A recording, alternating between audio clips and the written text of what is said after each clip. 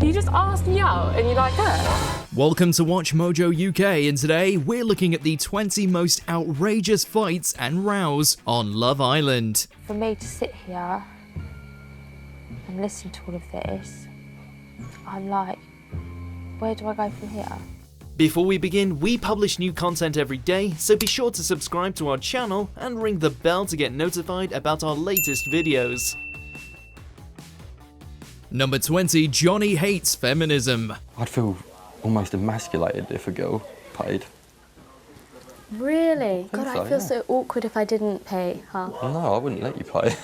He was trying to pitch himself as being chivalrous by talking about how he used to pay for absolutely everything when he and his ex went out, surprising Camilla, who thinks that the man paying for everything is old-fashioned and it's better to split the bill. Johnny, however, insists that paying is the manly thing to do. Worse than that, he says that if they went on a date, he'd insist on paying no matter what she said.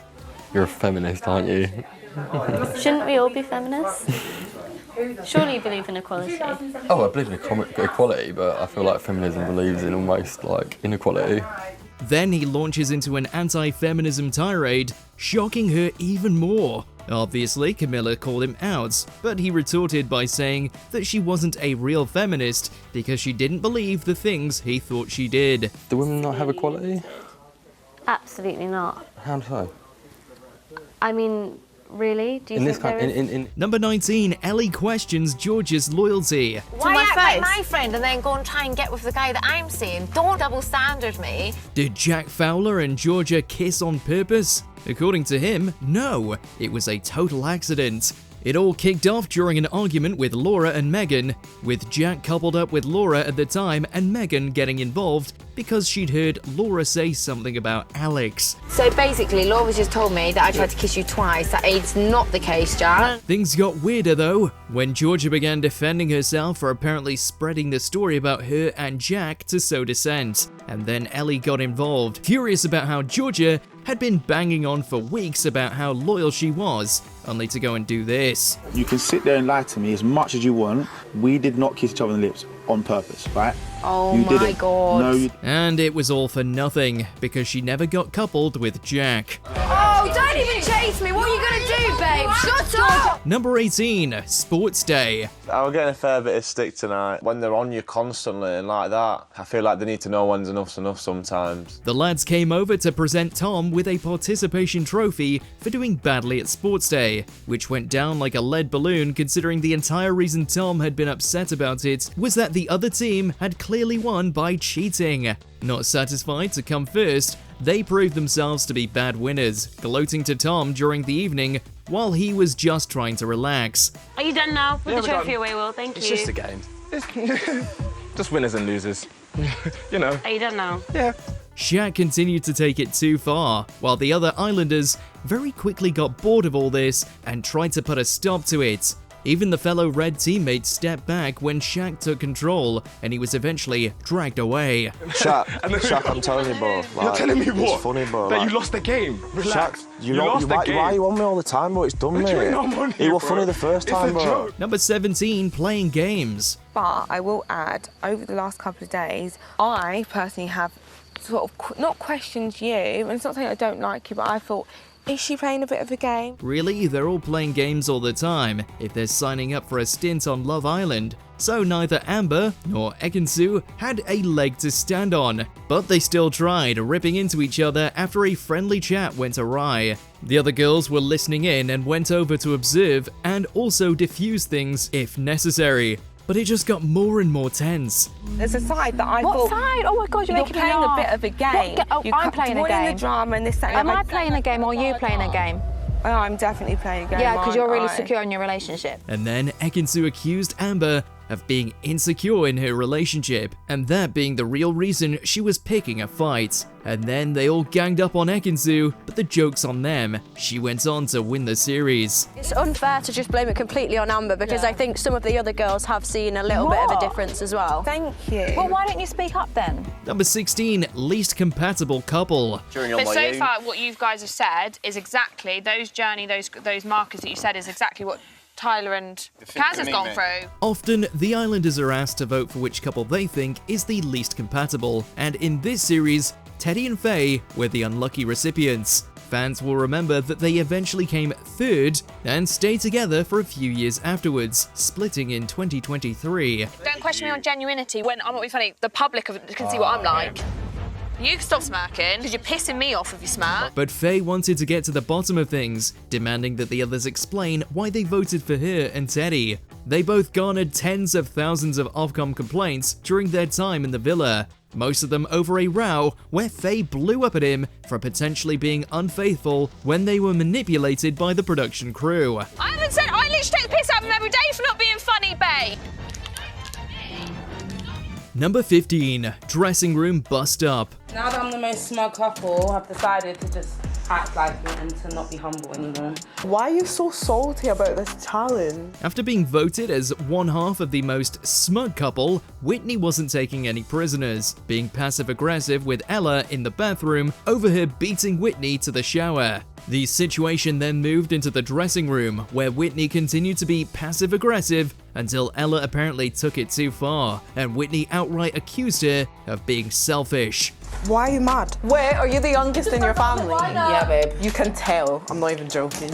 In fact, she accused her of being the single most selfish person she'd ever met. The other girls sensed an atmosphere when Ella started giving everyone the silent treatment, declaring that now she was smug. Sometimes you do have selfish tendencies whereby you're self-absorbed and you don't see that there's other people around and other people have feelings. It was all bizarre, especially when Whitney later pretended that she had no idea Ella had been upset. Number 14, Harriet versus Casey. We're gonna go with Casey and Gabby. I feel like now you have found a genuine connection, but before you've done it for clout. Yeah, I mean, you were here like 6 months ago, but... In this edition of All Stars, a lot of arguments revolved around just how popular the couples were with the viewers, and whether they deserved to be there more than some of the others. But another vote was the root of the problem here, when they had to vote for the couple most likely to be there for clout. You're rude, babe, you're rude. How am I rude? I'm giving my opinion, like you've just given yours. Much like the game playing, you can safely assume that they're all in it for the clout, since going on Love Island is a foolproof route to getting a career as an influencer. That is, if you're not one already. But they didn't take kindly to the suggestion, and Harriet and Casey fell out over this. You could have got back with him in December if you wanted to, but you've decided to do it here, yeah, okay? And I That's my opinion. In for him, so end of. That's my opinion. Number 13, Scott hijacks Honesty Hour. Me and Catherine were sat in the den, and like, I can hear everyone saying my name multiple times. Do you know what I mean? He had issues with the things the other Islanders were saying about his relationship, but rather than listen to Catherine and have a quiet word, he decided to gather everybody around the fire pit and have a go. I'm not saying that you don't have feelings for Catherine or you don't rate Catherine, but I feel like you're definitely over exaggerating your feelings towards Catherine. He wanted to put a stop to the rumor mill by demanding they all speak their mind directly to his face. But maybe all this radical honesty wasn't his thing either. But then things got to Catherine too, when she started to think the others were being hypocritical. Scott was with Catherine, Montel came in, said he wants to go with Catherine, Scott all of a sudden kissed on the terrace. Thanks. Back. Actually. You kissed her on the second day on the terrace, does that mean anything? Clearly, addressing it out in the open wasn't the best course of action, since it evolved into a shouting match. What guy is going to go up to Catherine and say, by the way, Catherine, Scott But said if this, no, Scott, no one's going to do that. If you had genuine concern, you'd come to me. Number 12, Snog, Marry, Pie. Just not like, obviously kissing. Like, It's a challenge. you do not have any excuse that you can pull out the bag. Always a source of strife, Luke was fuming with Jess when she kissed someone else during one of the villa's many games. She chose to marry Luke in the game, but that wasn't good enough. Apparently, she should have chosen not to participate. He really went for her over this, but she didn't exactly help by saying she thinks Luke is sweet, and admits that he's not her usual type. I feel like I have put in effort. What have you done? I don't know, I just have been making effort. Exactly. What do you want me to do? Bring you breakfast in bed? Despite her defending herself, he just kept going. Clearly, he'd worked himself up and had his mind set on an argument even when she tried to be reasonable, and it all kicked off. It just occurred to me, I think we are better off as friends. I totally agree. I couldn't agree more, to be fair. Yeah. I've been feeling like you've been really disrespectful, and it's not the type of person I want at all. Okay. Number 11, Rosie drags Adam. You need to confront him. I know what I'm going to do. I'm not just doing this for me, though. I'm doing this for every girl that's been played by a playboy. One of the all-time most controversial contestants, Adam Card, was widely disliked by the viewing public. People in the villa began to wise up to him before long too, though, including Megan, who told Rosie, coupled with Adam at the time, some of the things he'd been saying about her. Do you want to tell me something that happened today that maybe you should have had the balls the time before? I was like, oh, it's about to go down. She walked right in there and said she'd heard that he'd been complaining that she was materialistic, and he just brushed her off. So Jack, Megan, who else have you slagging me off to? I haven't really been slagging you off. I've explained my situation. His behaviour on the show led to allegations of gaslighting, which didn't stop when he reappeared 4 years later, though it was clearly uncomfortable for everybody listening to Rosie have a go at him at the time. Well, it was an honest opinion about where we're at. I've done nothing to... Number 10, Lily's can of worms. I'll be sticking with Liam. Islanders Liam Reardon and Millie Courts seemed perfectly suited for each other and had won the hearts of many fans watching from home. But all that rapidly went south when Liam and the other boys left the villa to enter Casa Amor. Liam wasted no time in cracking on with new girl Lily, kissing her and sharing a bed with her. Liam. But his hopes of getting away with two-timing were dashed when Lily entered the main villa and spilled all of the tea for all the residents to see. I feel like the actions were pretty equal, sharing a bed together, kissing outside the challenges. It's fair to say the smug smile was wiped off his face pretty quickly. You just can't get away with anything on this show. Why would you kiss another girl if you like someone that much? If I was in a relationship... kiss another boy, then I know that I had doubts with you, so then I wouldn't come back here. Number 9, the toastie. A lot of Love Island arguments are pretty understandable. Romance is, after all, a very passionate thing. But getting heated over a toastie? Well, that's a new one on us. Because I just prepared a nice meal and you're just ruining it. Are you serious? Series 2 Islander Terry goes full-on Joey Tribbiani mode when his partner Malin asks to share some of his late-night snack. There are so many more problems that we could have with each other rather than me cutting up a piece of fucking toast. Somehow, this perfectly reasonable request sets him off on an X-rated rant that sees him stomping around the villa and complaining to the camera in the beach hut about it. But I can't even sit with you because you're driving me mad. Okay. Malin is naturally taken aback and calls off by talking to the girls, while Terry vents to the lads. Oh, my highlight of the night, right, is my midnight feast. And yesterday I prepared a nice meal. But you know, look, if you made a nice meal, yeah, she done it yesterday as well. She just come over with a load of crisps and just dropped them all. I was like, bang. If you want petty and pointless, it's hard to look past this moment. Number 8, Johnny versus Theo. Tensions between the two boys had been rising, but it all came to a head when Theo stole Johnny's partner, Kyla, at recoupling. Kyla. Theo had been making moves on Kyla for a day or so, but it's fair to say his choice to couple up with her before Johnny could was always going to ruffle some feathers. And ruffle it did. Johnny didn't hold back, calling Theo a word that we can't repeat here. But trust us, it's rude and funny in equal measure. I wasn't given a lot of choice because of a certain gigantic bellend. Mate, what are you calling a bellend? We suspect you'd be thinking the same if you were in Johnny's shoes. As far as recouplings go, this is one of the most explosive you'll see. Can't continue, all right? Yeah, go on then, mate. Chop, chop. What a moment. Number 7, accidental wine spillage. Did you do that on purpose? Nothing says nice to meet you quite like spilling a glass of wine all over your shoes. But that's exactly what Kady does to new girl Malia on her first day in the villa. Kady claims it's accidental, but come on. We know your game, Kady. Malia gave as good as she got, though. In fact, the row escalated to such a degree that Malia ended up being forcibly removed from the set, making her the first contestant to depart in such a way. It might not have seemed like it for her at the time, but her one-day stay in the villa was absolutely worth it. What do you mean? Do not hit a girl! Do not hit hit a girl! Oi! How do you not hit a girl? Well, for the viewers at least. Number 6, Hugo calls out Toby. Earlier in the series, Toby had pushed away Chloe in order to pursue new girl Abigail. Abby.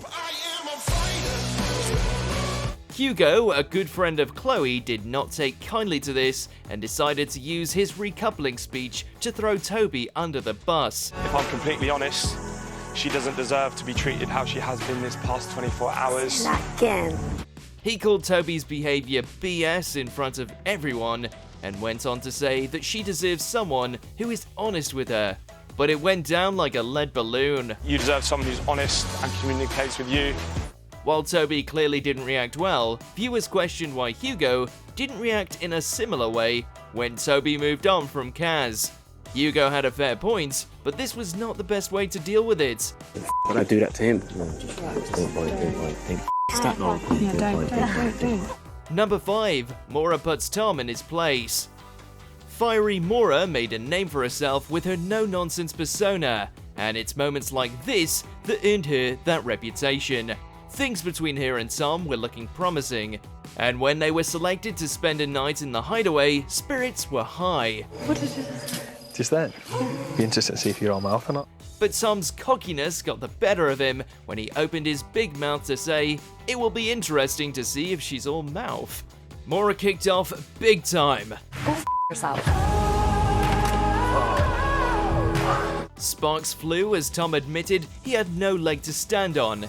I repeated what they asked me. I said I'd be interested to see if she's all mouth. Yeah, you said it, Tom! And after just a few sentences of debate, their blossoming romance was over quicker than it had begun.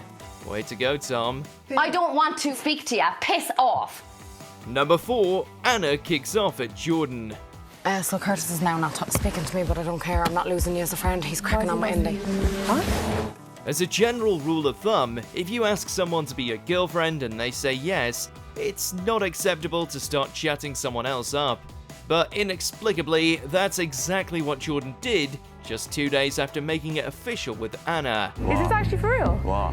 You like her? I'm having a conversation with her. Naturally, his interest in India did not wash well with Anna or the other islanders. Anna ripped into him ferociously, with the backing of best friend Amber, while Jordan denied the whole thing. Are you actually that f***ing idiot? Are you actually that guy? You ask a girl out to be what you... Because of course he would. It's unbelievable that Jordan thought this was acceptable, and the furious argument that broke out was entirely justified. You ask a girl out and 2 days later, you ask a girl to be your girlfriend, and then 2 days later, you're hitting on her. Do not get on the wrong side of Anna, folks. Number 3, Kady loses it. Why don't girls understand that behaviour pushes men away? If you thought Kady spilling wine was the most heated this particular islander could get, think again. New arrival, Tina decided to choose Kady's partner Scott for a date. And let's just say Kady wasn't exactly over the moon about this. How is this gonna top the wine spillage, we hear you ask? Well, that's simple. By calling Tina the rudest word in the dictionary, and then pressing her bare buttocks against a window in full sight of her rival, of course. Yes! And all this after promising to keep her cool the day before. This is utterly unhinged, chaotic behaviour, and we're incredibly here for it. Are you joking? You're stupid! Golden television. Number 2, Amy rages at Curtis. She is the girl which I kissed in the challenges. So she's the islander you fancy the most? Arguably the most quotable Love Island scene in history, Amy and Curtis seem destined for a long and happy relationship until the dreaded Casa Amor. And then I said I'd recouple with her. Fabulous. Curtis's head was turned by Jordan, and though he didn't couple up with her, the damage was done. Amy unleashed her raw feelings onto Curtis, and it's here we're treated to the infamous line. I was coming back here to tell you that I loved you. Amy put it all on the line in her rage, admitting her strong feelings for him, while in utter disbelief that he would throw it all away like that. Curtis can offer little more than sheepishness and poor excuses in response. I've made myself look like an utter... No, you've made me look an utter mug. Not you. It's gripping TV, but heartbreaking for Amy. Number 1, Anna versus Michael. There's a lot of things that you've not seen that's gone down between me and Amber. Like? The argument of all Love Island arguments. Michael had been relatively popular until this point, largely thanks to his relationship with Villa favourite Amber. The fact that I can't speak to you like an adult. The fact that I can't speak to you like an adult. I'm talking to you like an adult. I'm talking to you like an adult. You're trying to speak to me like I'm a little boy, and the fact is that I'm really not. But in one moment, he plummeted from heartthrob to island supervillain when he chose to dump Amber in favour of new girl Joanna. Anna was not having it, and she kicked off like no islander has ever kicked off before.